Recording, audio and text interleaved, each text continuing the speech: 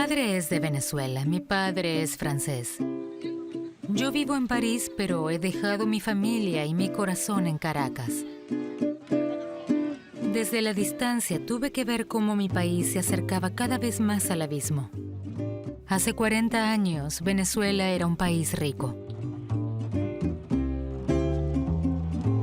El oro negro prometía un gran futuro.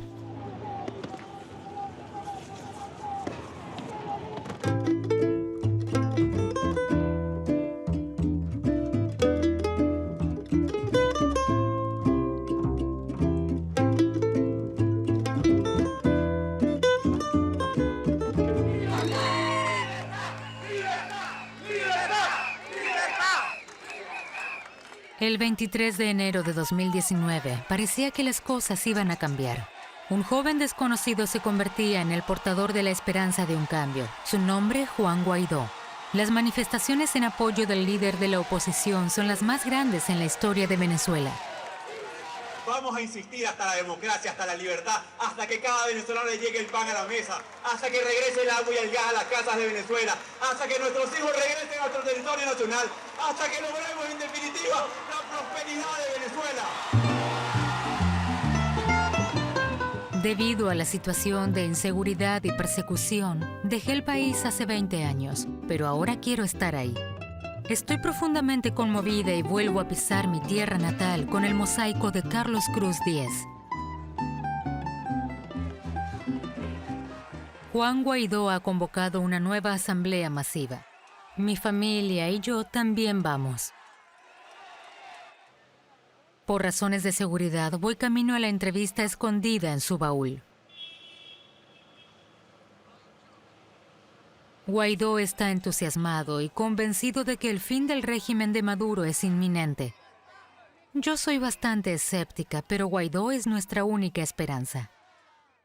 Yo que difícilmente se encuentra en la historia de la humanidad, y es que un país termine siendo un Estado fallido, un Estado en que sin una guerra y sin una enorme crisis producto de un desastre natural, termina en las condiciones que hoy termina.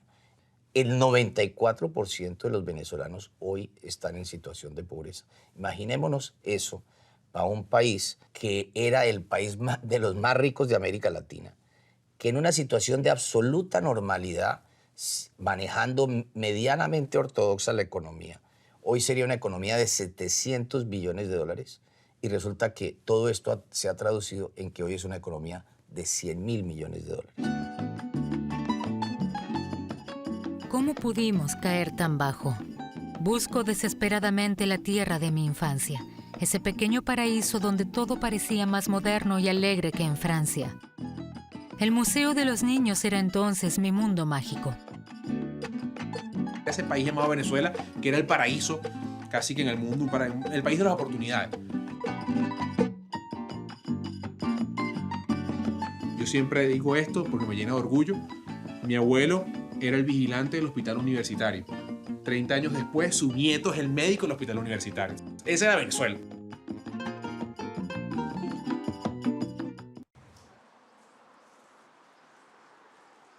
Hace 20 años todavía creía en las promesas de Hugo Chávez. Entonces trabajaba como periodista para un periódico y seguía la campaña para las elecciones presidenciales. A última hora de la mañana del 9 de enero de 1998 visité a Chávez en su casa, en el último piso de un edificio residencial por encima de la ciudad, en el barrio de clase media de El Hatillo. El piso era diáfano y luminoso, con vistas al macizo de Ávila. Parecía que se había mudado allí recientemente.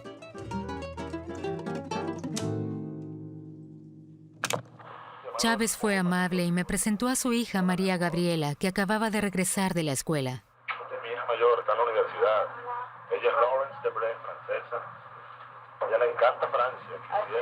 Daría no sé. Con este ambiente relajado y personal comenzó nuestra conversación. Tienen mucho prejuicio, o sea, de que una tendencia autoritaria, que es peligroso y Hugo Chávez no es un candidato como cualquier otro, es teniente coronel y golpista. Hace 6 años instigó 2 golpes de Estado. ¿Cuán en serio se toma realmente la democracia? Esa fue entonces mi primera pregunta para él. No fue un golpe de Estado, fue una rebelión de soldados de un pueblo defendiendo los derechos de vida de un pueblo contra un tirano, la corrupción descarada y una crisis económica. Entonces nace un movimiento en los cuarteles, pero es que, por supuesto, al ritmo de lo que en la calle se comenzaba a gestar también, ¿no? En las clases medias, en las clases populares. Esa crisis económica continuó galopando con la moral y entonces se hace social, por supuesto. Se hace social y explotó de manera sangrienta y salvaje la semana llamada aquella del Caracazo, 1989. Los levantamientos populares del Caracazo traumatizaron al país. En febrero de 1989, el presidente Carlos Andrés Pérez implementó los requisitos del Fondo Monetario Internacional.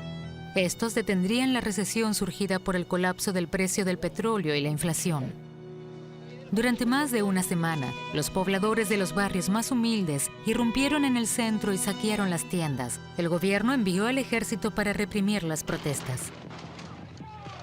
Aún se desconoce el número exacto de muertos. 3 años después, los 2 intentos de golpe representan la agonía de un sistema más oligárquico que democrático. Venezuela estaba secuestrada por 700, 800 personas, que eran los dirigentes políticos, los dirigentes sindicales, que controlaban al país. Yo estuve en 2 gobiernos, nunca vi que hubiese una orientación ideológica particular. Uno se llamaba social cristiano y el otro se llamaba socialdemócrata. Y si tú me preguntas, yo no veía ninguna diferencia ideológica entre ninguno y otro. De Francia conocía las campañas electorales organizadas en las que cada candidato presenta su programa. La campaña de 1998 en Venezuela recuerda más bien un carnaval. En lugar de discutir las cifras del desempleo, había cantos y bailes. La gente cansada de la política debía entusiasmarse y dejarse llevar. Los partidos tradicionales se disolvieron y hubo numerosos candidatos, incluso una Miss Universo.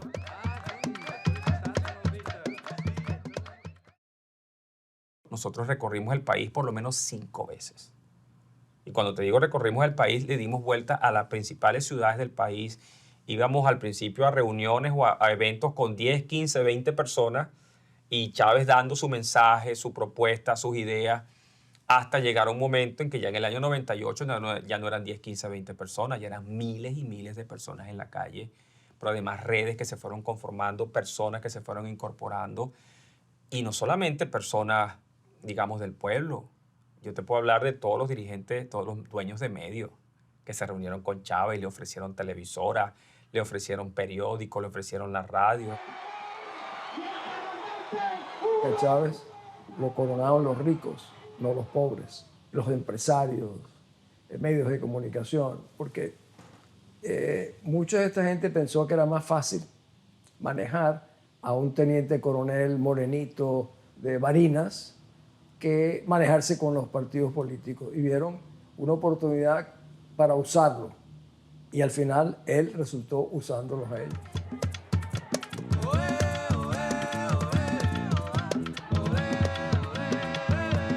Creíamos que estábamos votando por un demócrata.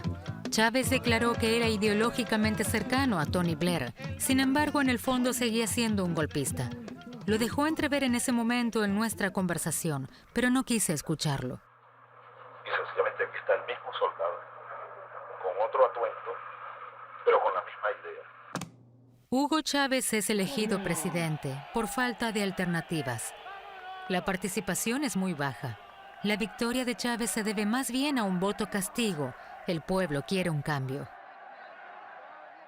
Chávez no había sido elegido para administrar el Estado por 5 años, sino para cambiar la historia, ¿no? En Venezuela existía la idea de que la historia la hacen los militares, no los civiles. Y Chávez también viene un poco a resucitar ese sueño. Era el hombre fuerte, el hombre a caballo, el hombre de uniforme, que venía a poner orden, ¿no? Y a devolvernos la riqueza que alguien nos había quitado. Chávez mete el dedo en la llaga de los venezolanos y despierta los recuerdos de la edad de oro del país. En los años 50, el dictador Marcos Pérez Jiménez convirtió a Venezuela en un país moderno. Se renovó la infraestructura y se construyeron muchas viviendas, todo apoyado por inmigrantes europeos cuidadosamente seleccionados. La construcción de la autopista entre el aeropuerto y la capital fue, después del Canal de Panamá, el segundo proyecto de construcción más importante de América Latina. En la lista de los países más ricos en términos de riqueza per cápita, Venezuela ocupaba el cuarto lugar. Venezuela es un país latinoamericano, pero sobre todo una nación petrolera. Una nación petrolera de influencia caribeña, es decir, caracterizada por la alegría de vivir y la despreocupación. El país está orgulloso de su riqueza y cree que puede permitirse cualquier cosa. Según el lema, nuestra tierra nos da riqueza, nos pertenece y podemos hacer con ella lo que queramos. El Estado venezolano es tan rico que no necesita el dinero de los contribuyentes para funcionar. Y creo que esto ha marcado de manera decisiva la actitud de los venezolanos hacia su Estado. Cuando todos contribuyen de manera conjunta al financiamiento del Estado y su funcionamiento, como es el caso en otros países, eso une a las personas y despierta el sentido de responsabilidad política en cada individuo. Tú naces, eres gratuito, desde el momento que naces, tu hospital es gratuito, tu educación es gratuita, tu salud es gratuita, cuando te mueras te enterramos gratuito, si estás inválido. O sea, le ofrecieron a los venezolanos una panacea imposible de cumplir. La culpa no fue solo del desplome del precio del petróleo. En solo unas décadas, la población pasó de 5 a 30 millones de habitantes.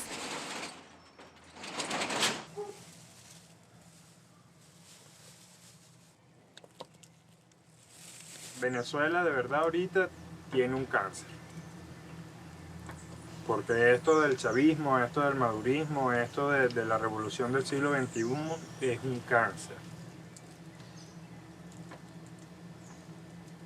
Aquí hay mucha gente que todavía piensa que sí, que existe una guerra económica, que existe una guerra cibernética, que existe una guerra, pero ¿cuál es la guerra económica? Si ellos tienen la mayoría de las empresas que producen aquí en Venezuela.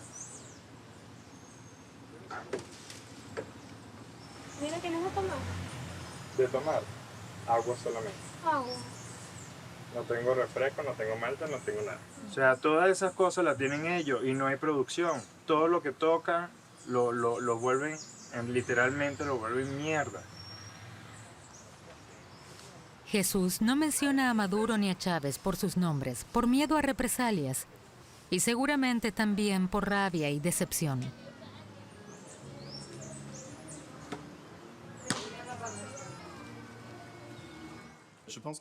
Creo que Venezuela es un ejemplo típico de todo lo que puede salir mal en un país productor de petróleo. El 90% de los ingresos de Venezuela provenía de la industria petrolera.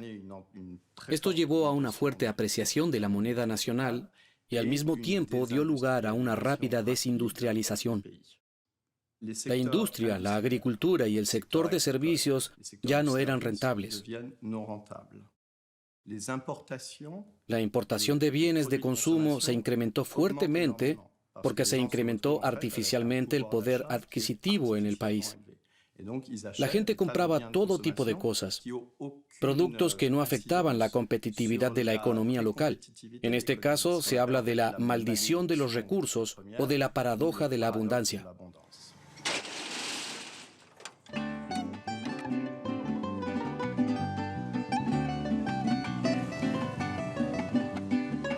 Con la puesta del sol, la vida en Caracas se paraliza. La gente se retira a sus hogares porque afuera es peligroso. Venezuela tiene la tasa de mortalidad más alta del mundo.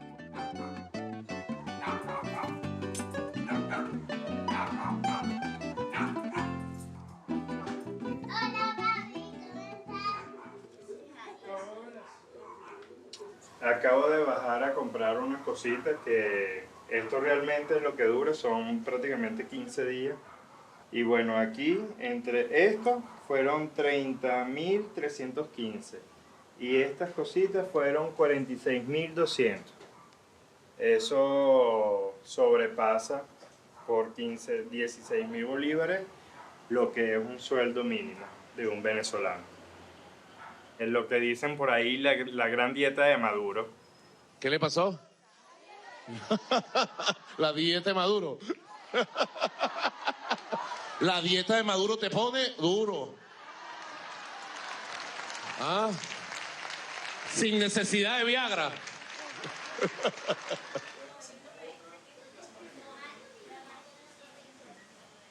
El país que yo quisiera para mis hijos, el país que yo viví de niño. Dada la situación actual, me pregunto, ¿realmente estábamos tan mal antes de 1998?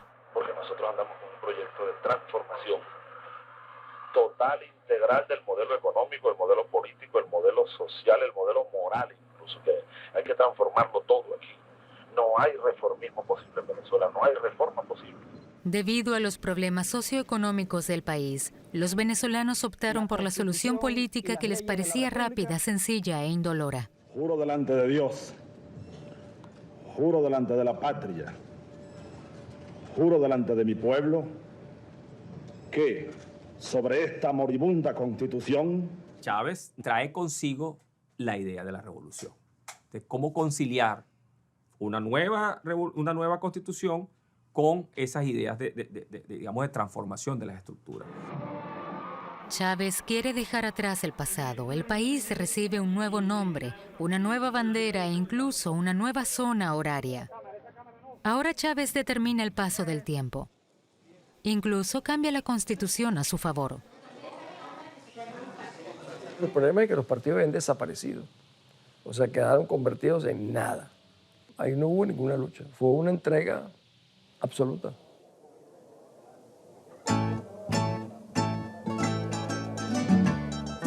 Los partidos se rinden, pero el pueblo no se somete. Ante una avalancha de nuevas reformas se forma una resistencia. Las mujeres son las primeras que salen en gran número a las calles. Se produce una huelga general convocada por Pedro Carmona, presidente de la Cámara de Comercio e Industria de Venezuela. Sin embargo, el frenesí reformista de Chávez es imparable. Finalmente toma el control de la petrolera estatal PDVSA, el buque insignia de la economía latinoamericana. PDVSA decía, yo necesito esto y esto es lo que le puedo enviar al gobierno. Entonces se había convertido como un Estado dentro del Estado. Chávez no iba a permitir eso.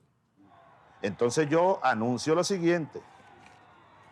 Anuncio la destitución, despido de las siguientes personas. Fue entonces cuando la gente se dio cuenta de que se trataba de un autócrata como nunca antes, que gobierna de forma autocrática, por encima de todas las leyes y la legalidad. Offside. Los atropellados despidos intensifican la protesta. Venezuela cada vez se hunde más en el caos. Sin embargo, hoy sigue habiendo muchas interpretaciones sobre lo ocurrido esos días. Había mucha protesta callejera, legítima, ¿no? Sobre estas protestas se monta una conspiración, ¿no? Es decir, hay un grupo de partidos, hay un grupo, ahí está también la iglesia, hay un grupo como de grupos económicos que aprovechan las protestas inmensas y populares para montar un intento de golpe de Estado, y se da lo que se llama pues, el 11 de abril. Durante una de las numerosas manifestaciones, esta vez hacia el Palacio Presidencial de Miraflores, unos francotiradores abren fuego contra la multitud. Los agentes de la policía municipal responden al fuego. En pocas horas, hay 18 muertos y 70 heridos. Para evitar un baño de sangre, el Estado Mayor del Ejército exige a los soldados que rechacen la orden. Chávez finalmente se rinde y es arrestado. Pedro Carmona es nombrado presidente interino. Disuelve el Parlamento y destituye a gobernadores, alcaldes y altos funcionarios. Se suspende la Constitución y se nombra un nuevo gobierno. Un proyecto que luce mucho más autoritario que el que ya amenazaba, con el que podía ser una amenaza a Chávez. Entonces es un proyecto insostenible, y las propias Fuerzas Armadas le dan la espalda a los golpistas. Se reanudan las protestas masivas, pero esta vez para restaurar el antiguo orden.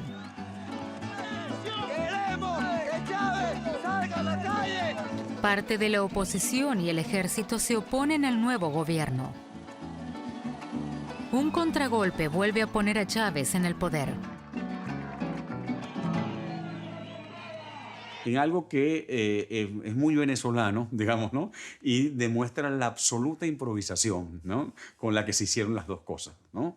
Es decir, yo creo que los venezolanos pensamos que la improvisación es un método, ¿no? A partir del golpe de 2002, después de ese golpe de Estado, Chávez comienza a buscar opciones, porque se da cuenta que la vía por la cual él está transitando no le va a permitir impulsar los cambios en Venezuela. Y Chávez, que es un militar, siempre creyó en el contraataque como estrategia militar. Entonces, así como el golpe militar del 2002, el intento de golpe, le sirvió para depurar la Fuerza Armada, el paro petrolero le sirvió, ¿no?, para apropiarse de la empresa de petróleo, que no la dominaba y no la controlaba. La destrucción de la petrolera PDVSA comenzó precisamente en ese momento.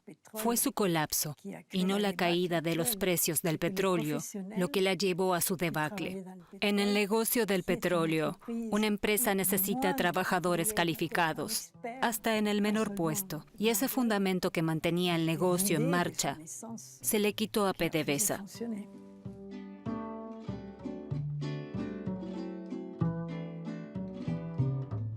Ya en 2003, para Hugo Chávez, se cumplía la mitad de su periodo presidencial y, por lo tanto, estaba expuesto a un referendo, a una consulta popular que, según apuntaban las encuestas en ese momento, en el 2003, Chávez la perdía. Es cuando entra Cuba. Cuba y Venezuela. Esta es una vieja historia. Ya en 1959, 3 semanas después de tomar el poder en La Habana, Fidel Castro fue recibido como un héroe en Caracas. El revolucionario con los grandes planes había venido a difundir su modelo cubano de revolución por todo el continente. El máximo líder cuenta con Chávez para lograr sus objetivos. En 1994 recibió al teniente coronel y golpista con los honores que suelen estar reservados para un jefe de Estado. Cuba es un bastión de la dignidad latinoamericana y como tal hay que verla y como tal hay que seguirla y como tal hay que alimentarla.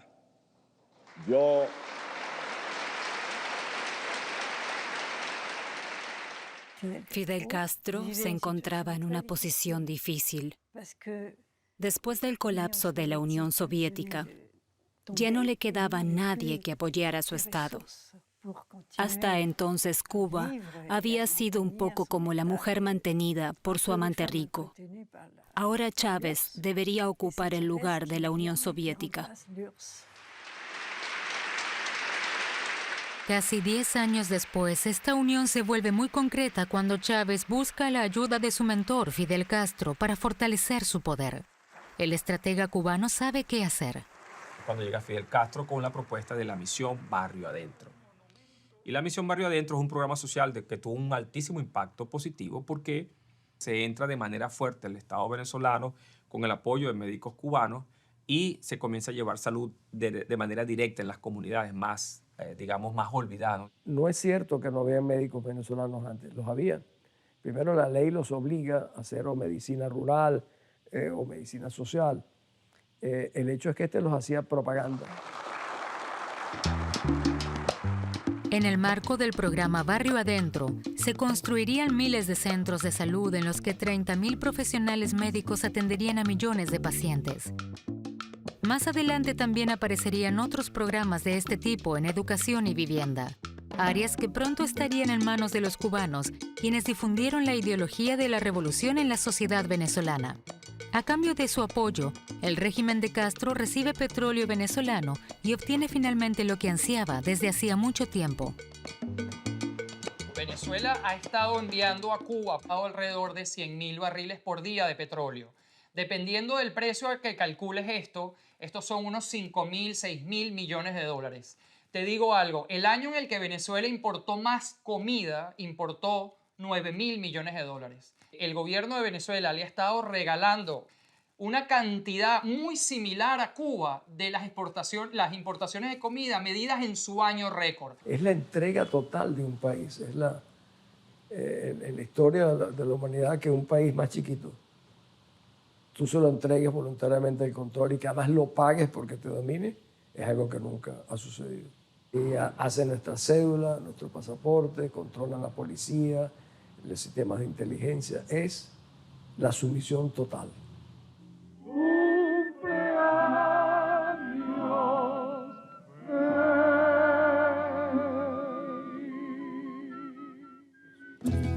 Cuando a mí me llama negro yo no me enojo por eso. Con sus programas sociales, Chávez se convierte en el héroe de los barrios marginales que dependen de él. El precio del petróleo sigue subiendo y Chávez tiene al pueblo bajo su control, así como las elecciones. Se emiten generosamente cédulas de identidad para que muchos puedan votar 2 veces. Todos obtienen rápidamente un documento de identificación, incluso los muertos pueden votar. El Centro Nacional Electoral está totalmente integrado por chavistas. Ahora los votos se emiten electrónicamente y, como algunos temen, ya no son anónimos. Y los funcionarios temen por sus puestos de trabajo. Los vecinos de los barrios beneficiados por los programas sociales son trasladados en autobús a los colegios electorales. De este modo, Chávez es reelegido en 2006. El espectáculo unipersonal puede continuar. You are a donkey, Mr. Danger. You are a donkey. Me refiero, ustedes saben, para decirlo con todas sus letras, a Mr. George W. Bush. Hugo Chávez identifica a sus enemigos. Entre esos enemigos no solamente están ellos, están los banqueros, están los medios de comunicación social, están empresarios, están, por supuesto, Estados Unidos. Y en este caso los medios, por supuesto, una serie de medios son identificados, se empiezan a producir diversas confrontaciones que llegan al final con la no renovación de la concesión de Radio Caracas Televisión en el 2007.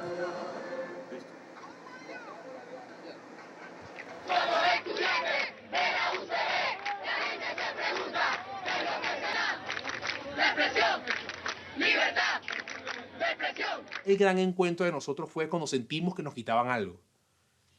A lo mejor nadie se imagina por qué fue un canal de televisión. A lo mejor en ese momento decíamos, bueno, me quitaron mi derecho a elegir. O sea, me quitaron mi derecho a ver qué canal voy a ver.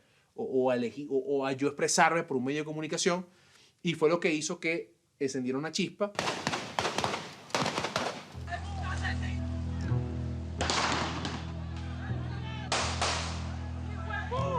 Una vez más, los partidos de oposición son superados por la sociedad civil y por una juventud valiente a la que admiro. Todo un cartucho de bala, 9 milímetros. Con esto mataron a 2 estudiantes hoy, a 2.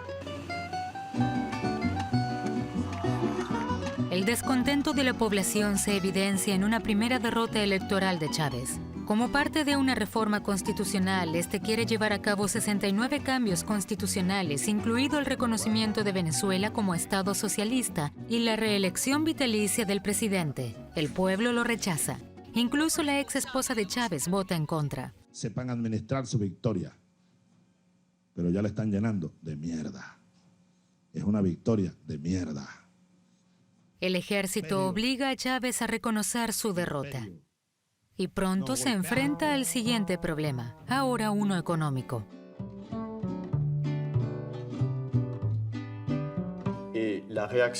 El gobierno de Chávez ha nacionalizado sectores económicos enteros. Ni siquiera se intentaron reformas estructurales o de economía. No, el gobierno actuó de manera absolutamente radical y estatizó áreas enteras del país. Bancos, supermercados, millones de hectáreas de tierra. Con estas nacionalizaciones, el gobierno destruyó el mercado nacional y cualquier iniciativa propia de la ciudadanía. Hoy se dice mucho que en Venezuela ni siquiera queda papel de baño. Eso es un poco un cliché, pero hay algo de verdad. porque ya nadie lo produce. No hay producción privada. El mercado ya no es funcional.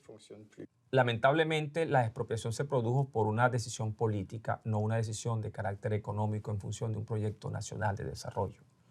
Y por lo tanto, nunca hubo un plan detrás de ese proceso de expropiación. La expropiación se convirtió en un fin en sí mismo. Cuando ellos gobernaban, se adueñaron de activos como ese y siguen ganando dinero ahí con el turismo y todo eso y tratando de ponerle condiciones al gobierno revolucionario. No lo aceptó. Entonces dije, vamos a expropiarlo y está expropiado y le voy a cambiar nombre al Margarita Hilton. Chávez usa los medios para estar presente en todas partes. Por ejemplo, con sus discursos a menudo absurdos de varias horas de duración en el programa Aló Presidente. También es el primer jefe de Estado en usar Twitter. Chávez se destaca en lugar de ocuparse de los problemas económicos del país. Convence a la gente con su personalidad, no con sus resultados políticos. Las empresas estatizadas son dirigidas por personal militar incompetente y la infraestructura se desmorona.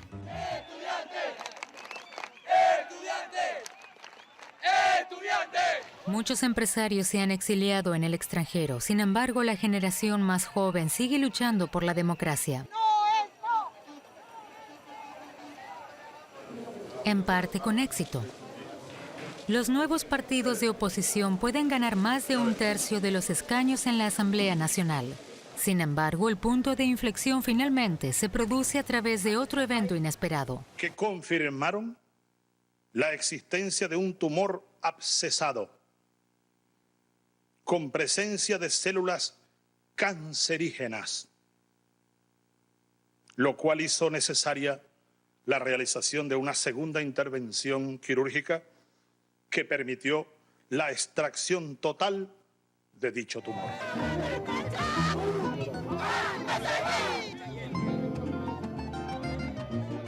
El cáncer del presidente, que primero se mantiene en secreto y luego pasa a ser escenificado a lo grande, determina la vida política y social. Los rumores e informes médicos sobre el reelecto jefe de Estado son, en 2012, parte del día a día de los venezolanos. El último meeting, ¿no?, de Chávez es muy interesante porque todas las tomas tienen algo profundamente religioso, ¿no? Que son esos momentos de la historia donde tú dices, ¿ocurrió así o pudieron diseñarlo?, ¿no? Hay algo, ¿no?, absolutamente de edificación en el momento. Yo creo que Chávez tenía una necesidad de épica enorme. Chávez tenía un discurso muy beligerante, muy aguerrido, y no tenía una épica que sostuviera ese discurso.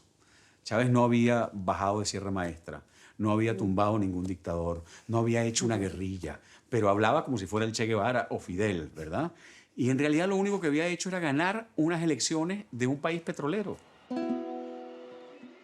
Ahí es que él consigue de verdad como esa épica que no tenía y ese desarrollo religioso que pues empieza en toda esa campaña electoral y cierra con el día de su muerte y sigue en la resurrección mediática que todavía tiene, ¿no?, permanentemente en Venezuela.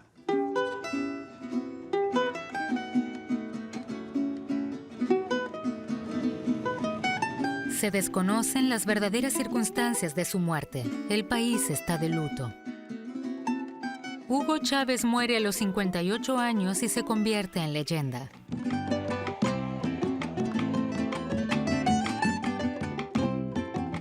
Hoy a menudo me pregunto qué nos define realmente como país. Un país que se centre en el pueblo y no en el individuo, en los derechos y no en las obligaciones.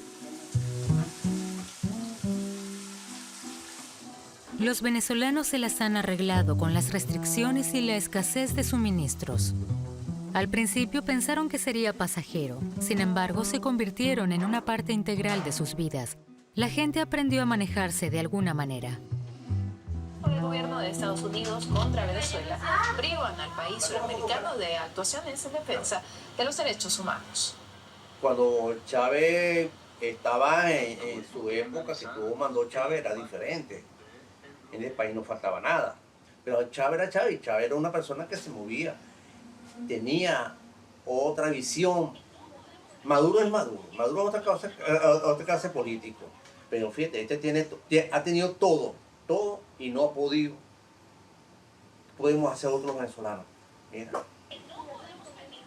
Si no se ponen de acuerdo los políticos, este país seguirá yéndose a precipicio.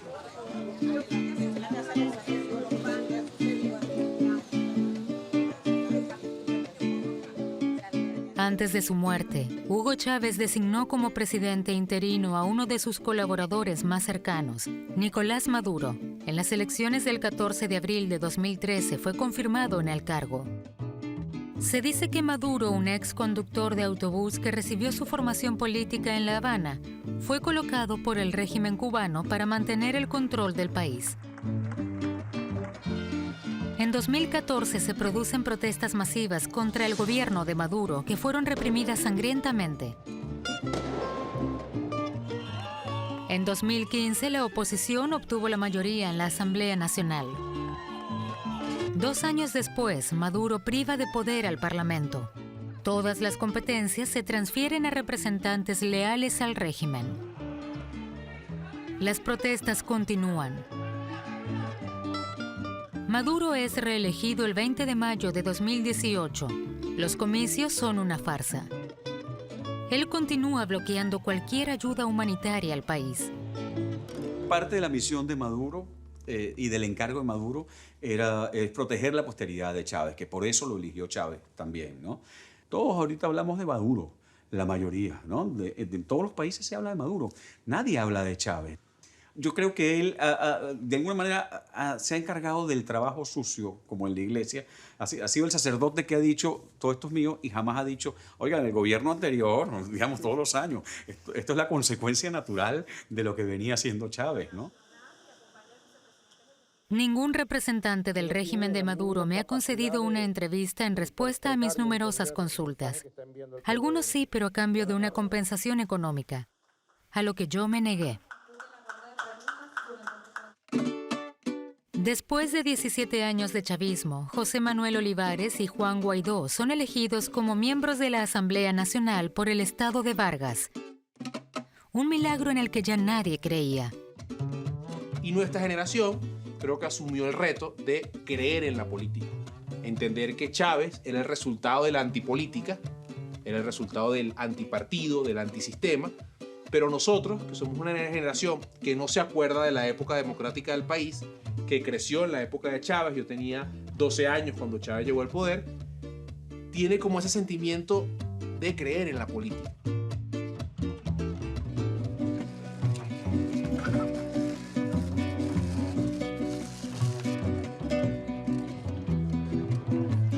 Venezuela siempre ha sido un país que recibió a otros con los brazos abiertos.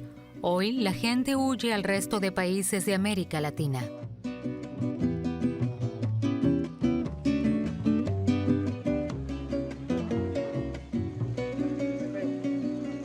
Por Venezuela, amigo. En el puente de Cúcuta me encuentro con Luis Almagro, secretario general de la Organización de los Estados Americanos. Fue uno de los primeros en alertar a la comunidad internacional.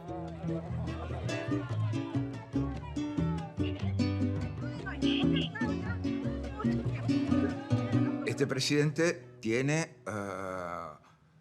un problema fundamental y es la estructura represiva que fue montada durante 15 años en Venezuela para neutralizar cualquier capacidad que pueda haber de cambio en el poder. Eso, además, apoyado por variables externas. O sea, ayer Raúl Castro agradecía y reconocía a los más de 20.000 cubanos que hay en Venezuela para sostener a Maduro. Está la presencia del ELN, está la presencia de Hezbollah, está la presencia de Irán, está la presencia de los carteles mexicanos. Maduro como dictador se sostiene no en su fortaleza, sino en su debilidad. Si se le cae Maduro, es el fin de un contexto en el cual algunos han tenido la esperanza de hacer renacer la Guerra Fría. En su propio país se dice que Maduro cuenta con el apoyo del ejército, pero allí también dominan el miedo y el terror. El régimen se está comiendo a sus propios hijos. Mi esposo es comandante del ejército, era representante de uno de los batallones más emblemáticos en Venezuela y detuvieron a 6 comandantes. Presentaron la inconformidad que no tenían cómo alimentar a su tropa, a su batallón. Entonces es perseguido porque pasa a ser como conspirador. Son víctimas de torturas como un tape plomo en la cabeza para generar presión hasta desmayarte, golpes con un tubo caliente en la parte de atrás de las piernas, han sufrido muchas fracturas de costillas. ¿Cómo se desaloja una dictadura enquistada con el crimen organizado? ¿Cómo se restablecen los derechos de la gente? No se van a restablecer porque lo digamos en 257.323 discursos. En el momento en que concluyo este documental, Juan Guaidó es reconocido como presidente legítimo de Venezuela por más de 50 países. Él ha comenzado una maratón. Todavía no se sabe a dónde lo llevará. Aunque suene bastante irracional, yo tampoco puedo evitar creer en él y en la esperanza que inspira.